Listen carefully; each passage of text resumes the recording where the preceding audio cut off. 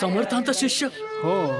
अरे गजानन महाराज म्हणजे देव अवतारी पुरुष, गाईला पाना फोडणारा, मायेला ममत्व देणारा, वणवा विझवणारा, अहंकाराच्या मशाली पेटून विचारांचे दिवे लावणारा.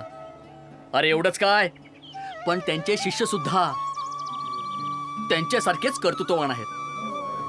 तू त्यांचा शिष्य म्हणतोस ना, तर या वाळलेल्या झाडाला पानं फोडून दाखव, तेव्हाच मी मानेन. मग मालक, महाराज म्हणजे साक्षात्कारी सत्पुरुष. माझ्यासारख्या दगडाला शिंदूर लावला म्हणजे तो का देव झाला? नाही ना. अहो, समर्थांशी तुलना म्हणजे राईने स्वतःला पर्वत समजण्यासारखे होईल. अरे आता बस कर तू अपोती पुराण. आता खरं खोटं काय ते झालंच पाहिजे. हा, समर्थ भक्ताच्या हाकेला ओ द्या, समर्थ भक्ताच्या हाकेला ओ द्या.